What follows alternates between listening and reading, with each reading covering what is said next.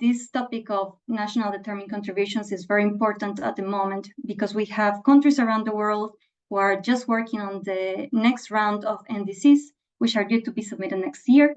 And they are the most important, or one of the most important thermometers that we have to understand if the national policies and the commitments, both independently and in combination, are enough to keep us on track to meet the goals of the Paris Agreement. My name is Adriana Chavarria. I am acting co-head of program at Climate Strategies. And for those who don't know us yet, we are an international not-for-profit research network working on bridging the gap between climate research and policy, alongside our members who are leading climate researchers from all around the world. Climate Strategies has been working on just transitions for over a decade now across a variety of projects and sectors. And in particular, this event falls within the umbrella of our South to South Just Transitions project, which over the last 5 years has supported researchers from 9 countries in the Global South to really build capacity on just transitions and bring their research to the forefront of climate negotiations, including informing the design of the new UNFCCC work program on just transitions, or JTWP for short. Currently, only 31% of countries have included social dimensions and reference just transitions in their NDCs. And particularly, we know that some of the developing countries are facing big challenges with striking a right balance between the speed and the scale of the ambition that we need and the feasibility of meeting these targets in the context that they are navigating of sustainable development priorities, including, for example, the eradication of poverty. So this is why today we are exploring how the Just Transition Work Program can really support the inclusion of equity considerations in the NDCs to increase effectiveness of climate action. To help us navigate this topic, we have a remarkable lineup of speakers. We will start with 2 presentations to set the scene on where we are with the inclusion of just transitions in the NDCs. And also, starting with a presentation from Katrina Godinho, who is a climate and development specialist and project lead of the Climate Action Tracker at New Climate. And then we'll hear from Sarah Hertel, NDC Enhancement Knowledge Specialist at the NDC Partnership, who will tell us more about the key lessons, challenges, and opportunities from their experience supporting countries advancing their climate goals. Then we will have a panel, including the perspectives from 3 developing countries in different geographies, one that has already included just transitions in their NDCs, this is Colombia, and 2 who haven't yet, which are Sierra Leone and Zimbabwe. We will start hearing from Washington Shakata, Director of the Climate Change Management Department at the Ministry of Environment of Zimbabwe. Then we will hear from Gabriel Paca, Deputy Director General and UNFCCC National Focal Point at the Ministry of Environment and Climate Change of Sierra Leone. And finally, we'll hear from Maria Cristina Cifuentes, Peace Professional from the NDC team at the Ministry of Environment of Colombia. Finally, we will hear the brief reactions from 3 different perspectives. The youth perspective, represented by Anusha Seshurn, a Mauritian environmental activist, former Youngos contact point for NDCs, and COP International Youth Climate Delegate. Then we will hear the labor perspective, represented by Patrick Rondeau, Union Director of the Environment and Just Transition Department of the Quebec Federation of Labor. And finally, the finance perspective, represented by Viridiana Gonzalez, Just Energy Transition Program Manager at the Iniciativa Climática de México. She's also previously been a negotiator herself and directed the 2030 agenda at the Mexican Ministry of Foreign Affairs. So I'm going to stop sharing screen quickly. Yeah. And just a little bit of housekeeping. First of all, as you can see, we have a very exciting but packed agenda. So out of respect, I would remind our speakers to please stay within your allocated times to avoid having to cut your presentations short. Please also note that this session is being recorded and we will make the event public after it ends, and we will share it with also the people who signed up. We will also have a short Q&A at the end of the event, so I invite everyone to use the Q&A function at the bottom of the screen throughout the event. Please also indicate who are you speaking to or addressing your question to. And I also encourage the speakers to reply directly if you want using the Q&A, because we may have limited time at the end of the event. So we want to cover as much as we can. So without further ado, I would like to give the floor now to our first speaker. So welcome, Katrina. Thank you so much, and thanks so much for inviting me to participate. This is really interesting, exciting, and of course urgent. So I'm very happy to kick off some of the framing, and can't wait to hear how this unfolds. So many interesting panelists and perspectives.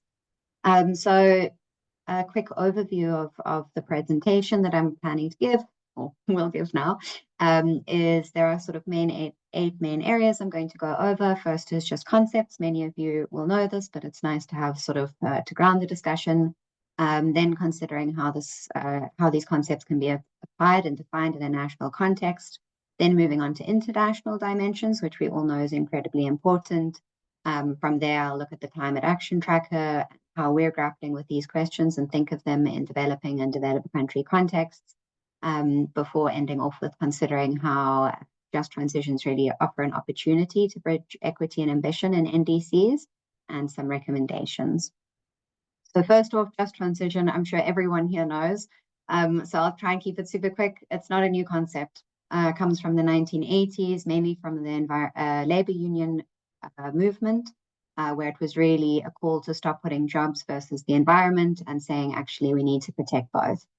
From the 2000s, again, really driven by the power and the influence and contributions of labor organizations, just transition really made it into international climate negotiations, actually making it into the Paris Agreement, which was a watershed, and from there it's only grown in importance.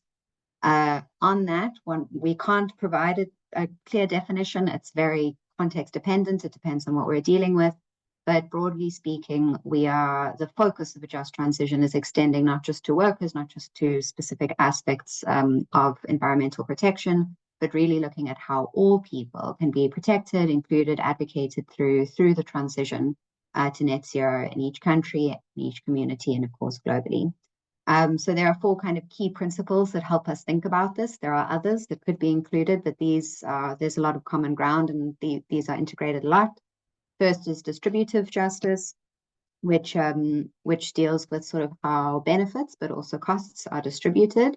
Second is procedural, that's who's involved, how transparent and inclusive it is, and of course access to processes, but also the law. Third is recognition, and this is really placing an emphasis on recognizing different types of knowledge, lived experience, perspectives, interests, and making sure that each community and individual is recognized and included. And the last is structural, or what might be sometimes called restorative justice. And this is really placing a just transition in the context of bigger conversations around justice, which might involve addressing or redressing institutional structures that actually cause injustice to begin with.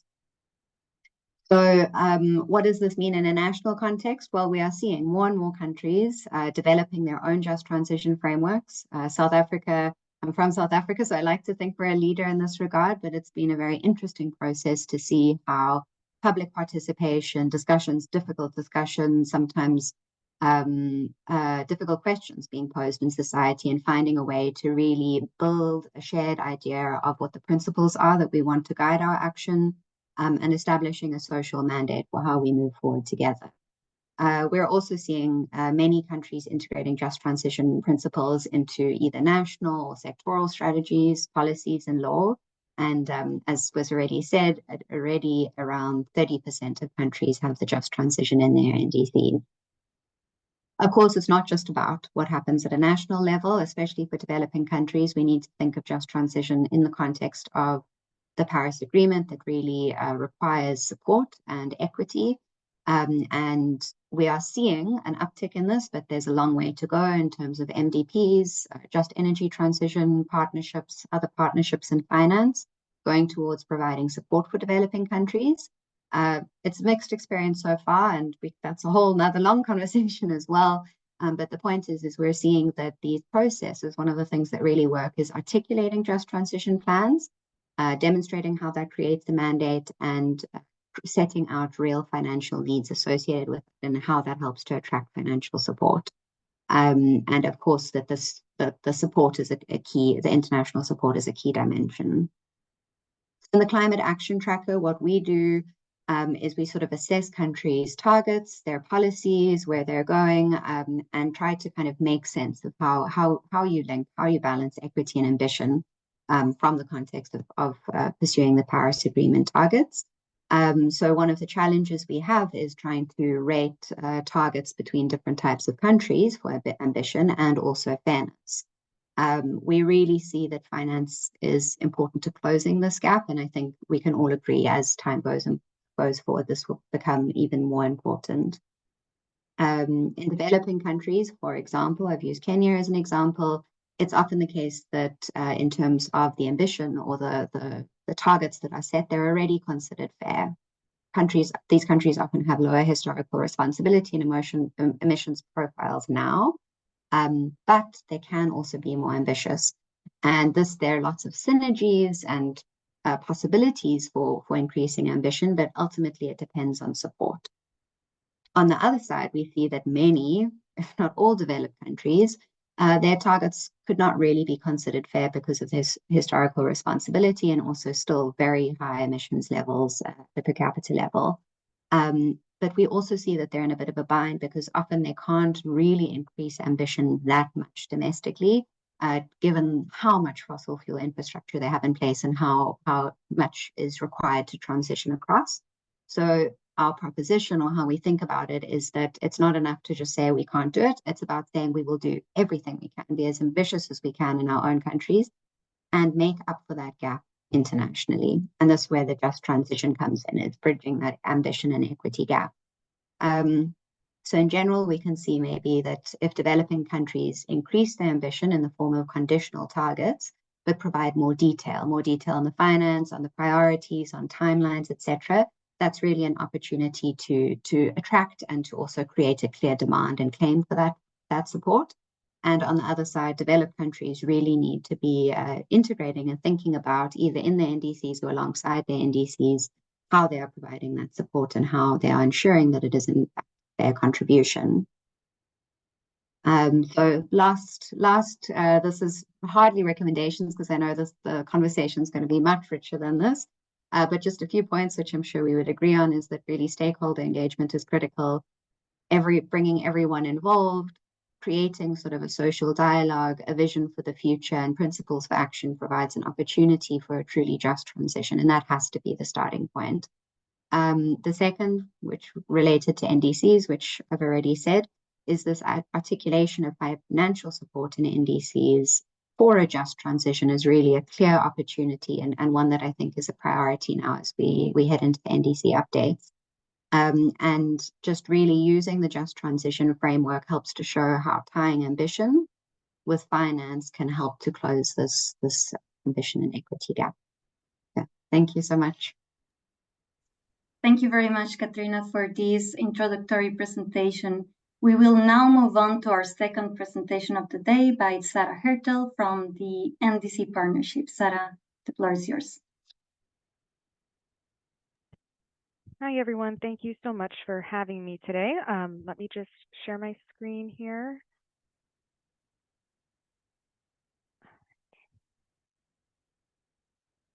Does that look okay to everyone?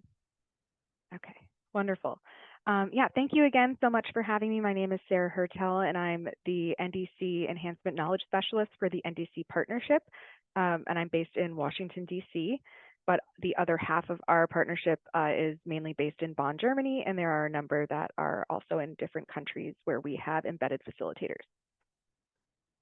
So the NDC Partnership was established as a global coalition that brings together developed and developing countries and institutions to deliver on ambitious climate action that helps achieve the Paris Agreement and the SDGs. We are country-driven, so governments identify their NDC implementation priorities and the type of support that is needed to translate them into reality. and then into actionable policies, and then programs. Based on government requests for support, the membership offers a tailored and coordinated package of expertise, technical assistance, and funding. Our collaborative model among countries and partners is fundamental to our success in powering collective action. And as of today, we bring together more than 223 members, which includes 127 countries and 96 institutions. So the partnership support, we support our developing country members to develop, plan, and implement their NDCs, including mainstreaming climate priorities into national and sectoral plans and budgets. Based on requests from developing country governments, we also support them to raise the ambition of their NDCs, a process that countries go through under the Paris Agreement every 5 years, with the next round, as you most likely know, being in 2025. Global ambition-raising opportunities were laid out in the first global stocktake, completed at COP28. Oops, sorry, pressed the button. Let's go back. Completed at COP28 last year, but how any given country takes the global stocktake outcomes will be unique to their national circumstances. And critically, for NDCs to lead to the desired goals, they must be aligned with a country's long-term vision and their long-term low emissions development strategy, or LT-LEDs, with most countries striving for net zero emissions by or around mid-century or 2050. So how does climate equity, green skills, just transition fit into all of this and the support that the NDC partnership provides? So I have some stats here that are a little sobering. 9 out of the 95 developing country members who have submitted requests for support through the partnership are requesting support related to green skills development amongst the workforce for just transition. So less than 10% are requesting support for this. Out of the more than 6,000 requests total from countries, only 28 are related to green skills development, which makes up only 0.5% of all requests. And 54%, or 15 of them, of the green skills development related requests have received either full or partial support from partners, which sounds great, but unfortunately it is lower support rate when compared to all requests overall, which is at 59%. Countries are still seeking support for 46% of these requests, which is quite a large number as well. And the majority of requests, 21 of them, 75%, are communicated through the long-term programmatic priorities identified in their partnership plans. Only 5, or 18% of these requests are through the CAP initiative, which ended this past year and is being undertaken now as a new initiative, the thematic call. And then 2 requests for support letters that are currently indicatively supported through the Partnership Action Fund. And then the thematic call, as I mentioned, is the thematic call on LT-LEDs. So that's the bottom piece of the graph where we have 10 requests made by countries under that specific initiative.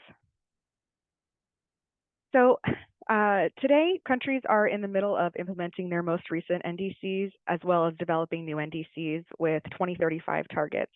A term being increasingly referred to as NDCs 3.0, which are due in early 2025, which is less than a year from now. There is a lot of guidance that already exists on how to raise ambition as well as implementability of different activities, but our question was, how do you maximize its impact? So together with the UNFCCC and other technical partners, the partnership is developing the NDC 3.0 Navigator, a tool for development of the 2025 NDCs to make sure that they are ambitious, fair and equitable, technically sound and implementable, and sets out the following goals, which you can read on the screen. I won't read to you. And just some more on the Navigator itself. It aims to help countries address alignment with a just transition to net zero, specifically by asking a number of stock-taking questions as countries move through the tool. Some of these questions, there are many more than this, but these are just some that I thought would be good to highlight. Did your last NDC explicitly consider a just transition? And if not, what barriers exist in integrating just transition principles? How can the benefits of a just transition be best communicated to all stakeholders? What mechanisms are in place to monitor and evaluate the effectiveness of climate policies in promoting a just transition, and how transparency and accountability can be improved? And how inclusive are mechanisms for engaging with workers, affected groups and communities, and civil society organizations in climate policies discussion in your NDC? The NDC partnership has a thematic call on NDCs and LT-LEDs, as I mentioned, which is a really important thing to think about related to just transition and net zero. And aligning NDCs and LT-LEDs is, I believe, critical to actually achieving this net zero by 2050. So as development strategies that go further than just climate considerations, many LT-LEDs prominently feature broader development goals, for example, poverty reduction, energy security, green jobs, alongside emissions reductions and climate adaptation goals and targets. And these considerations are often reflected through a long-term vision, or LT-LEDs. Integrating the LT-LEDs vision. Sarah, could you start maybe wrapping up? Yes, I'm on my last slide. Yep. These LT-LEDs help support both mitigation and adaptation. And there's a fantastic example in Costa Rica's National Decarbonization Plan, which is their LT-LEDs, that shows the alignment with NDCs and a 2050 goal towards net zero that I've shared in the chat. So yes, thank you all very much for your listening, and happy to engage after this. Thank you very much, Sarah. I know it was a challenge we gave you too little time. Maybe next time we'll try to give you more. But your presentation is actually a great segue to open our panel discussion. As I mentioned at the beginning, we have 3 countries, but only one of them, which is Colombia, has already explicitly included just transitions in their NDCs. So this is a good opportunity to learn and contrast what kind of barriers and opportunities and challenges they are facing, and how the Just Transition Work Program could enable them in this process. We will start with Washington Shakata from the Ministry of Environment of Zimbabwe. Welcome, Washington. I know you're in the field, so hopefully you can hear. Thank you. Yes, thank you very much indeed. And let me just give you some reflections with respect to Zimbabwe. The way we take just transition is from the just transition of the work, transit towards a more sustainable environment in future. Then secondly, we take it in terms of also the issues to do with phasing out of coal when we are looking at what has been going on in the negotiations, or phasing out of fossil fuels. Then thirdly, we speak about just transition within the framework of in a context of financing, really, for activities, programs, policies that will result in us also reducing our emissions from the fossil fuels, and eventually also capacitating the workforces to really to adapt really to a changing situation as a result of the shift in global policies with respect to climate change mitigation itself.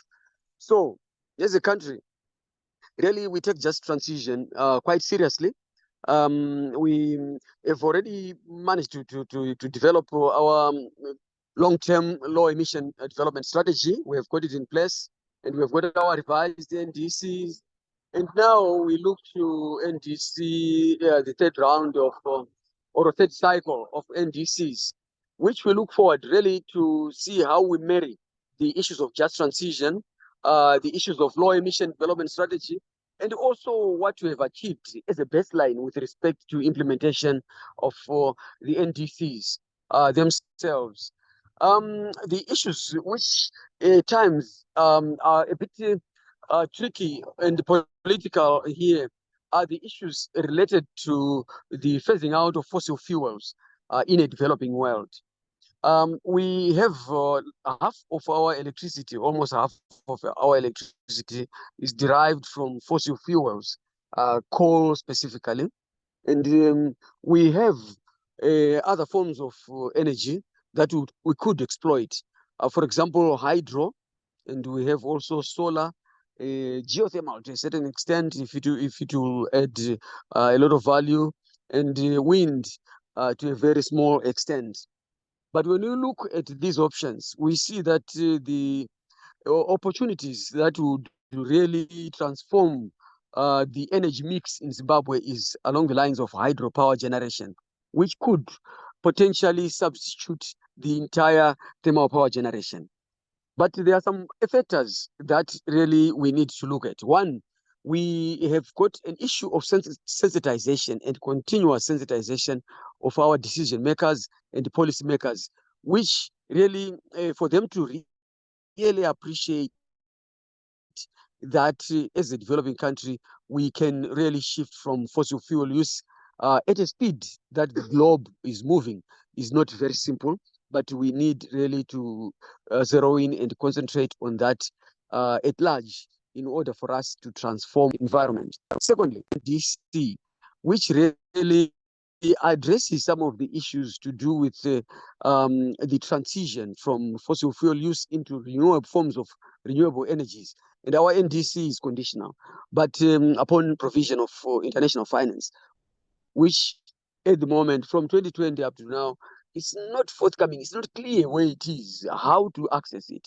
how reliable it is, how accessible and how dependable that form of finance is. Then we go to the potential in the country. We have the potential, of course, in the hydro sector to to replace all the fossil fuels. But now we have heavy problems with accessing international finance to develop further the hydro potential, hydroelectric power generation potential that we have between Zimbabwe and Zambia. Mostly because Zimbabwe, for example, has been on the American as well as the EU sanctions for some time, which are easing now. So we couldn't access various forms of finance really to take this forward. If we did, I'm telling you, already we'll be talking about Zimbabwe having to transition almost totally towards net zero emissions. But these issues to do with financing are one of the impeding, I would say, impediments towards the transition in a just and equitable manner in our country. So we need really to focus on how countries could be capacitated as well, especially on the raising of awareness amongst the decision makers, for them, wherever they are, to support also this just transition, because this is a global cause, and we think we should all think globally and act locally. But without enough awareness, it is going to be a problem really in our areas. So our low emission development strategy is identified some 38 areas or within the 4 sectors of our economy that are defined by the IPCC to reduce our emissions. And with the help of ILO, we've already done an assessment of the just transition Sorry, of the Washington, workforce could you please in interrupt a enough? changing climate. So we need really to see how we could be assisted as a country. Yes, thank you very much. Thank you very much, Washington, Thank you for very your much. intervention. Yes, I know you're struggling with connection at the moment, so we really appreciate that you managed to join us today. And I would now like to give the floor to Gabriel Paca from the Ministry of Environment and Climate Change of Sierra Leone. Yes, thank you so very much for having me. As you rightly said, I'm Gabriel Paca from Sierra Leone. I'm the focal point.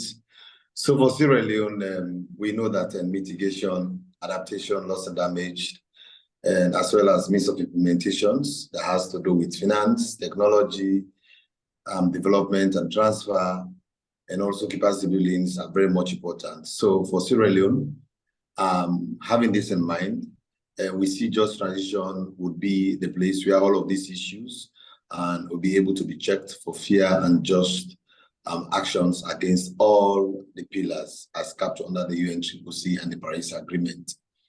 And we know that employment, loss of livelihood, and limited capacities, of course, to afford and then deployment of new technologies, including need for appropriate training to adapt to, of course, the new technologies required for relevant interventions, had been very, very much posing a risk with transition to the new technology.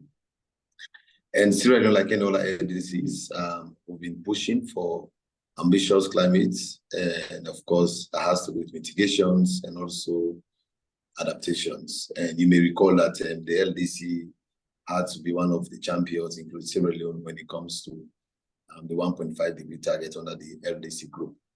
So as a country, we have our first NDC, and also we've had our updated NDC. We are yet to develop our long-term strategy.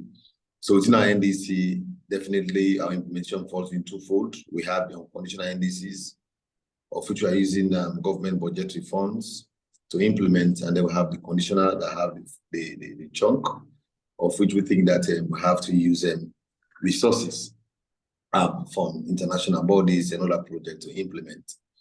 So, like for Sierra Leone, just under transition, one is not only for energy, also just transition. We're looking into all of those different things, but nonetheless, we've been doing the prioritizations on just energy transition in the country. We are we're trying to see how the energy sectors can go into renewable energies, and also there could be also some co-benefit that can also affect adaptation activities going forward. So, so the point I'm supposed to talk on quickly going through, for the opportunity when it comes to just transition, what we see as a country, Sierra Leone, is that one, we are leveraging on alliances. There are several alliances now that are working on just transition. Even when we are in the last COP in Dubai, we've been part of several of these, say, alliances. And these alliances are trying to shape us our mind of what we can do. And also definitely leveraging on available portfolio. We know of the Renewable Energy and Energy Efficiency Initiative for Sustainable Development. We also leverage on that as an opportunity.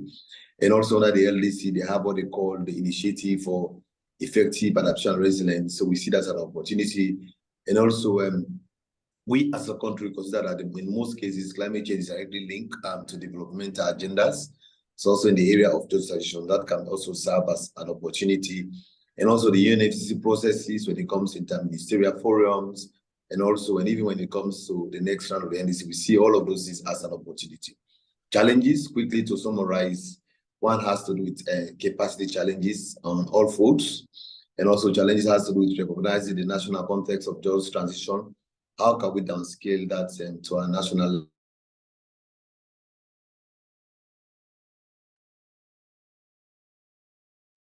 corporations? When it comes to initiative, normally it depends to which country people try to maybe prioritize. And also finally, like challenges when it comes to accessing international resources. I know my time is up, so I have several of these I wanted to communicate, but I'll stop here for now. When it comes to question and answer, I'll be happy to respond to them. Thank you very much. Thank you very much, Gabriel. Yes, in the Q&A section, we'll have time to go a little bit more in detail on those aspects, but definitely great upcoming topics like skills, energy, finance, adaptation. I see this coming up in all the presentations. From now, I would like to move from Africa to Latin America, and I'll give the floor to Maria Cristina Cifuentes from the Ministry of Environment of Colombia. Thank you very much. I'm going to share my screen. So please let me know if you can see it. Does it work? Yes, we can see it, but it's not in presentation mode. Oh, so you can't see the presentation, right? Now it is. Yeah, now it's perfect.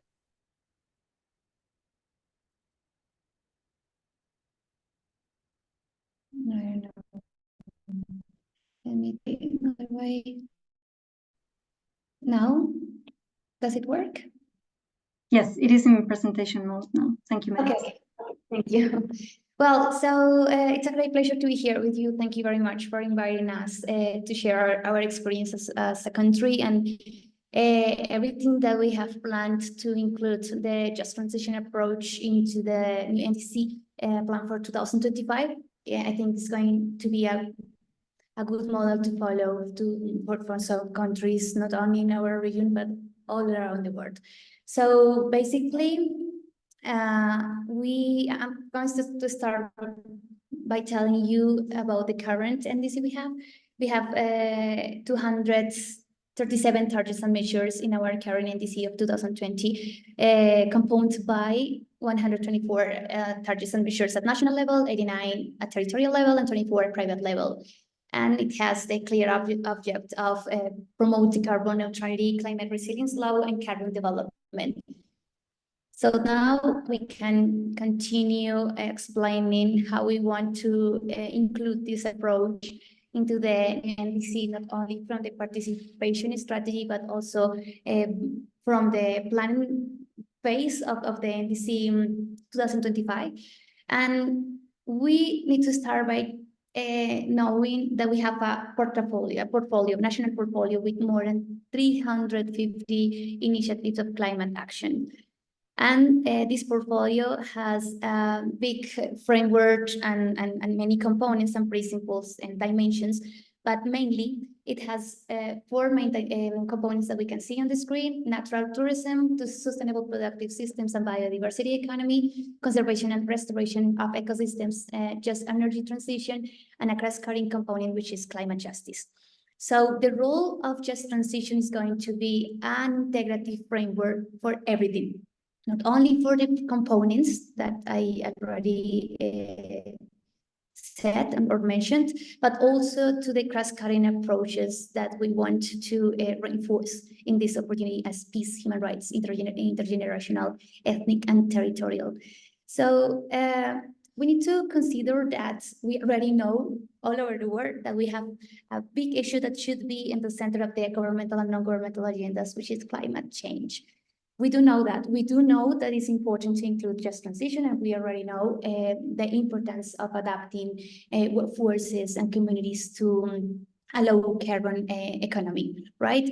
But the most important thing now is to start thinking about how to develop this, not only at national level, but especially at the territorial level, the local level, because at the end, everything that is discussed internationally in the COPs or everything that we can find globally or in national policies should be implemented in a realistic way at the local level, not only thinking about the financing instruments we have, but also thinking about real methodologies that could allow us to think or approach a systemic solution. So that's the key.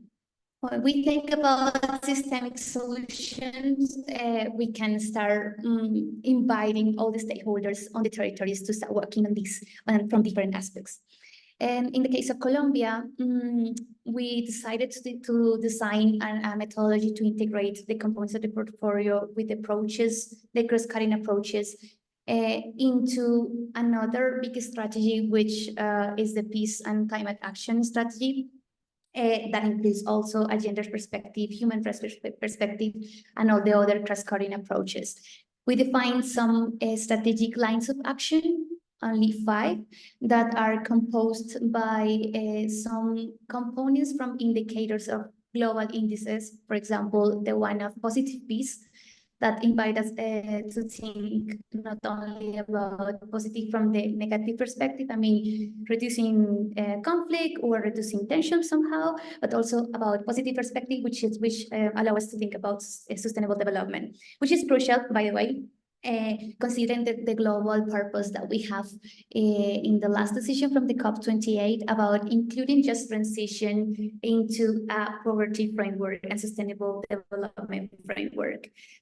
So then we need to connect it with frameworks for combating the extreme poverty from the monetary background, and also multidimensional poverty with the 5 dimensions that we have in that index.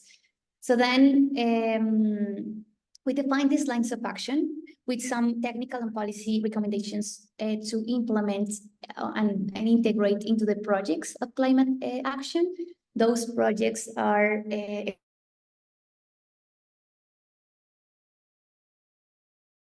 exposed in the portfolio we have. So then all the technical teams that formulated the projects before, they can see and check, verify each one of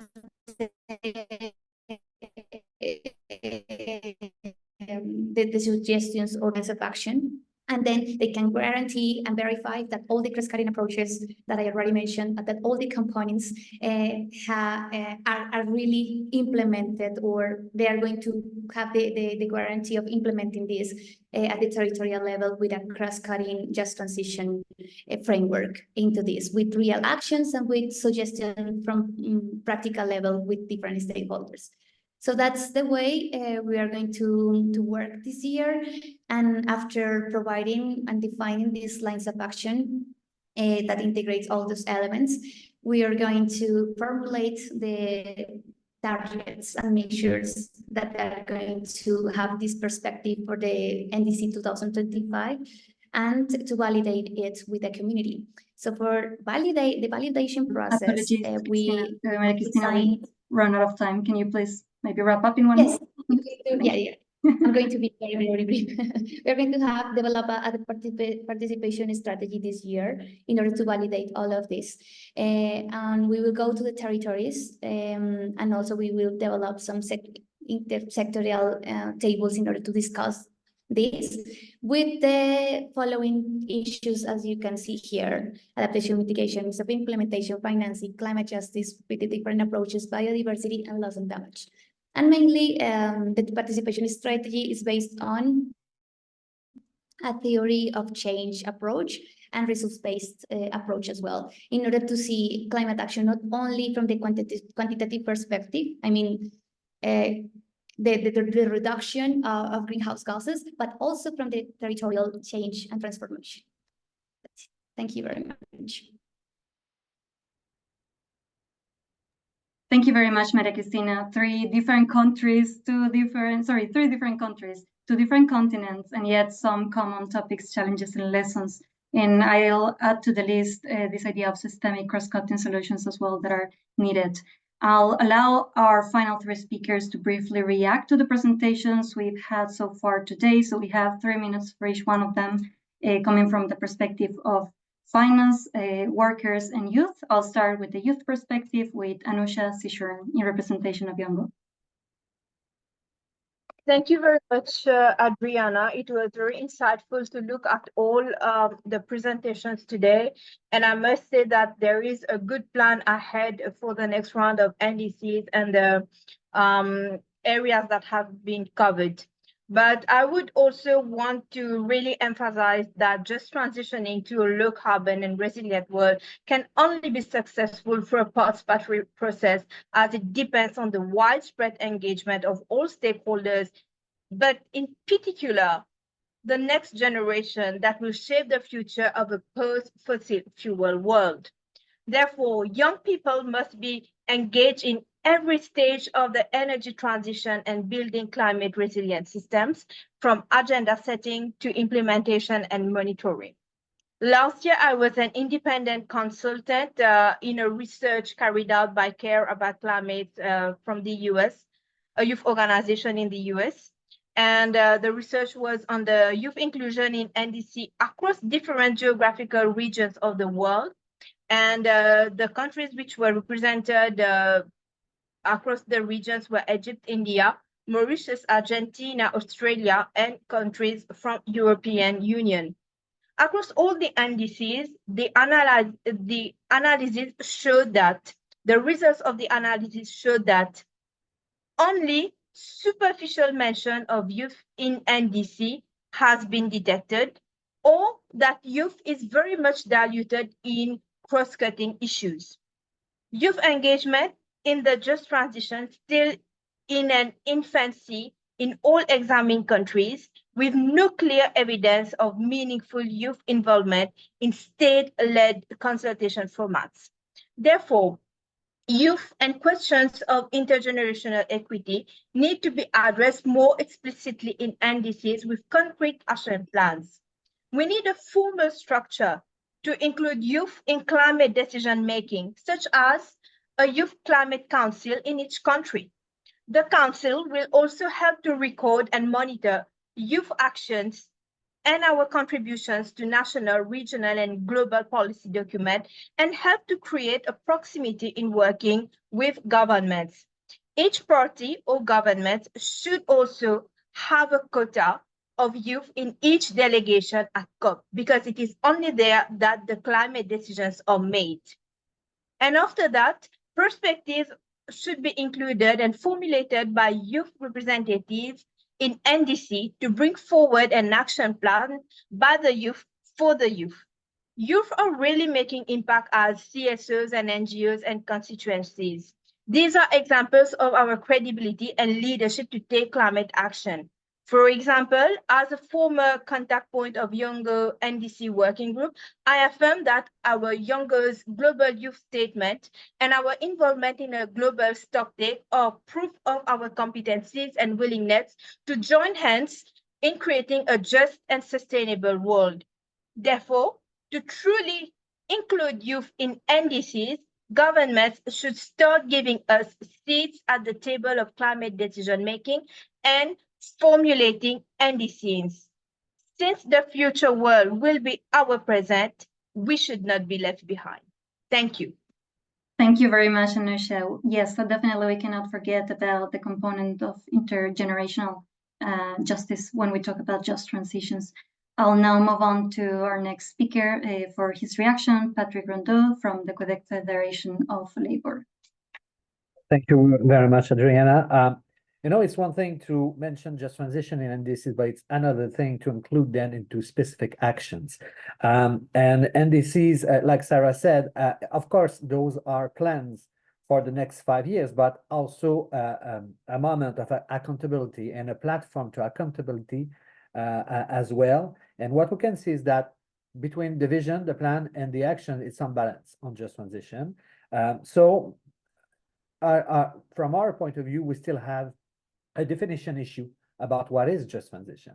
And that's very important. Even though we do have a consensual definition under the International Labour Organization that most parties here has signed and have been discussed throughout UNFCCC work. So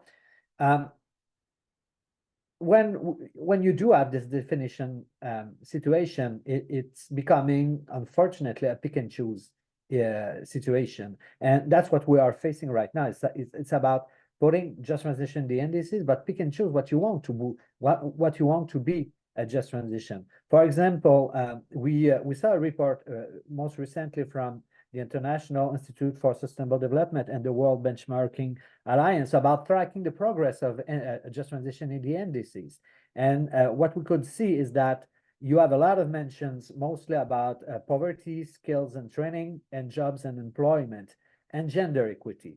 But like Anisha said, equity is not just about gender, it's also about youth, it's about intergenerational. She's absolutely right on that, but it's also about indigenous. So equity is not just about gender, but mostly that's what we see when we talk about just transition in the NDCs. As for the job trainings and all those jobs relating and scaling language in the NDCs, well, just transitions is not just about job losses. It's not just about how we're going to address people are going to lose their job. It's about, as a matter of fact, preventing them and preventing them to enable the fight against climate change by mobilizing workplaces. So it's not just about job losses and training and so on. So to do so, you have to have very strong social dialogue, stakeholders engagement, and broader dialogue, adding to that social protection policies and financing them. And Washington was pretty right about that. But when we look at when we track the progress of just transition in the NDCs, those specific items are missing, are very few in the NDCs. So it's not a balance as well. So to conclude, if parties want to enable a real just transition to raise their ambition, they will need to address those issues. And once again, just transition cannot be about pick and choose. And like Gabrielle said, it's not about just the energy sector, and it's also about co-benefits. Thanks. Thank you very much, Patrick. Last but not least, we have one of the key levers for ambitious action, the financial perspective. To take over this important topic, we have Viridiana González from Iniciativa Climática de México.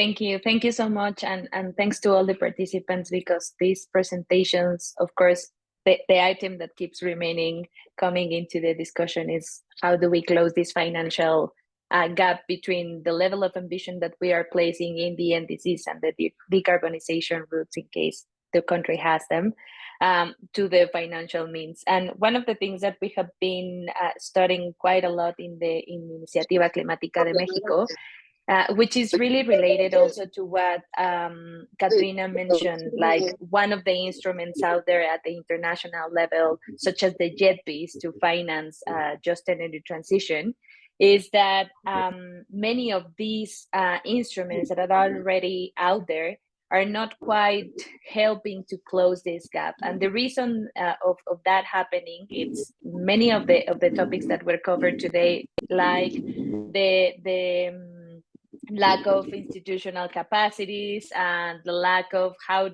what do we do with this money that we have been granted, in case that you have already secured the financing for your ambitious goals.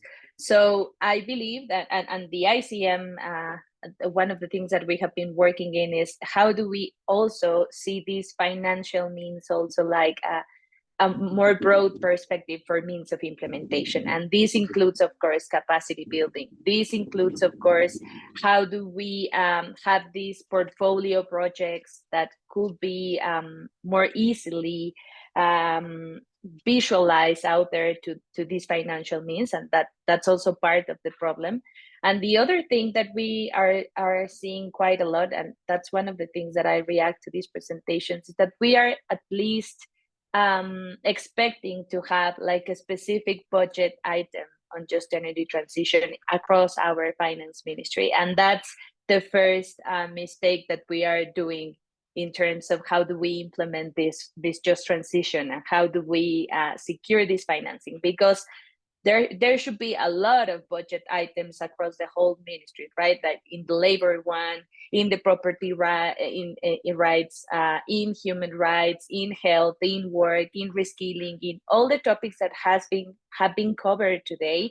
There should be specific budget items to help and see that this just energy transition and the NDCs, of course, are something that are more systemic and that need like more institutional capacities from the national level. And how do we really dedicate funding mechanism, both from the international cooperation, but also nationally? And that also needs like a whole conversation on how do we need to reframe the NDCs, the net zero pathways, the institutional finance mechanism towards climate and climate justice, and that also needs to be integrated, of course, in the existing funding channels that we have both internationally and nationally, because otherwise we will still have these gaps, and none of the train will not continue to run at the pace that we need, because we have we also mentioned, you also mentioned this in the past presentations, that we have very ambitious goals, but we are not like really trying to blend it in across the national level because of this lack of institutional capacities, which I completely agree.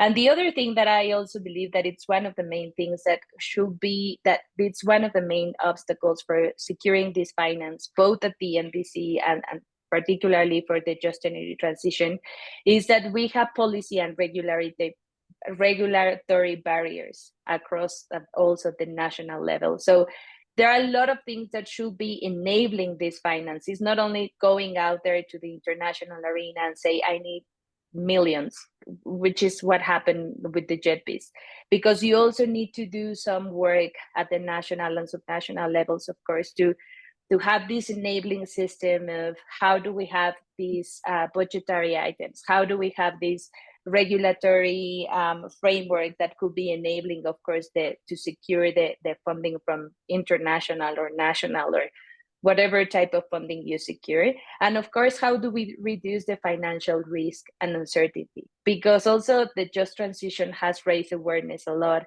in terms of how do these big, enormous investments could be providing risk sharing mechanisms, guarantees, insurance products, and so many other things out there that we don't have the capacity. Sure. I will leave it just like there, because I know that this finance needs to be, of course, spoken more in terms of capacity building, but I think that everything here has given us like a broad perspective of how do we need to implement this. Thank you.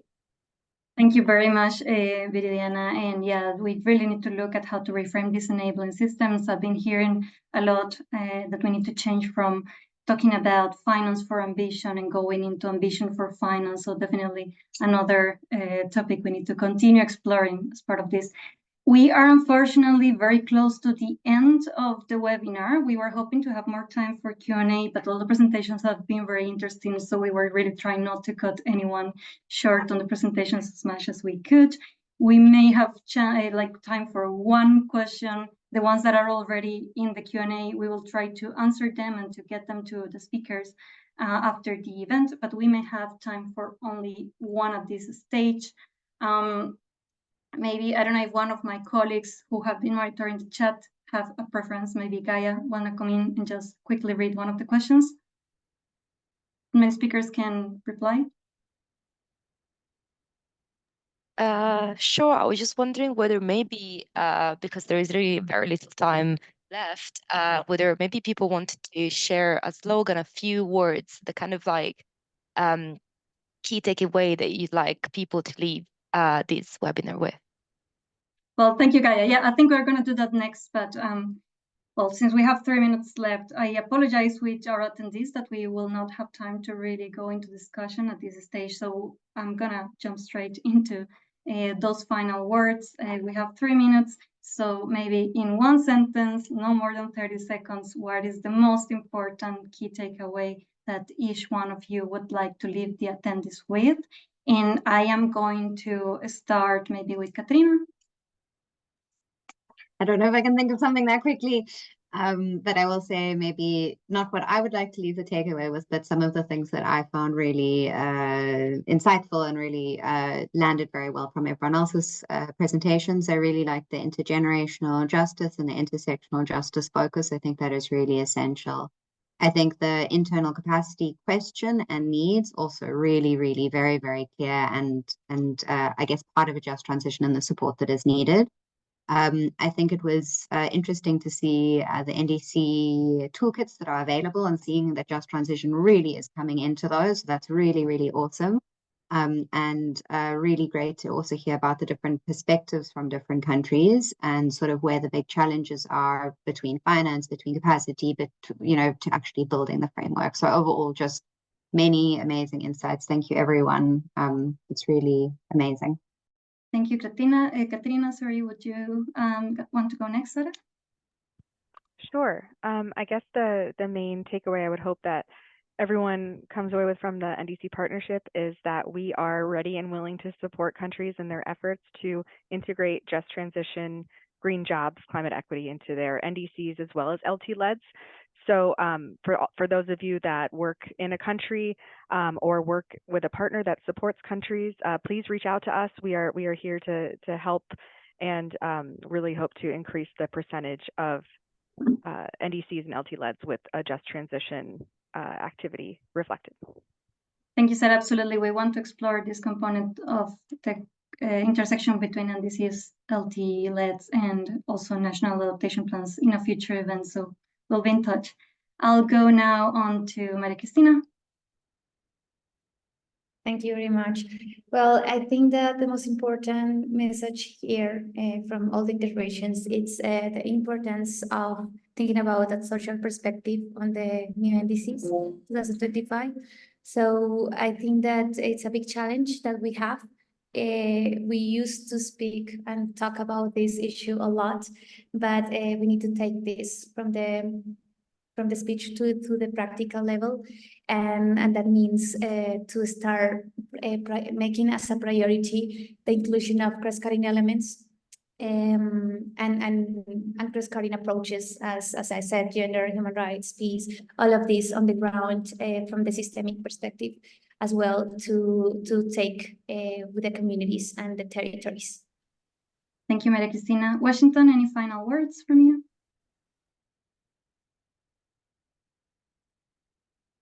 In the meantime, maybe I'll go to Patrick. Yeah, just transition is not about pick and choose. It's a whole package, and it has to be about social dialogue. So you cannot exclude social dialogue. That's it for me. Thank you, Patrick. Anusha? Yes, I would like to quote the former president of the United States, Barack Obama, who stated that this current generation is the first generation to bear the consequences of climate change, and certainly the loss to be able to do something about it.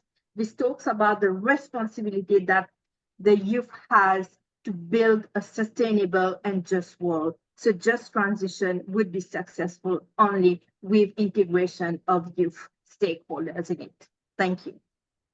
Thank you, Anusha. And I think we're going to close the round with Viridiana. Any final words?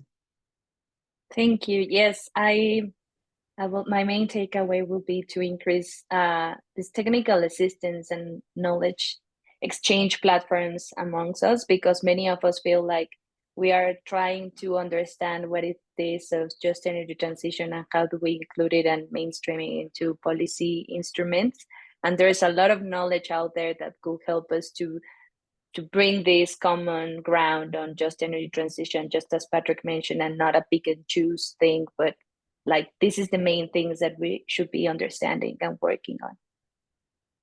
Thank you, Viridiana. And thank you everyone again for joining us. We have run out of time, but this is only the beginning of the conversation. So I do want to invite you all to keep an eye on our website and social media for future activities and publications. We're actually having a very exciting event during the Intersectionals in Bonn on June 8th. So more news on that very shortly. And I would also like to thank the European Climate Foundation and the Climate Emergency Collaboration Group for supporting the current phase of our S2S project, which is hosting this event. And of course, I want to thank my colleagues, Ana Paola and Gaia, who have done an outstanding job organizing this webinar. So thank you everyone again. Thank you to our speakers for joining us and to all of our attendees. And I hope you have a good day and keep the conversation going.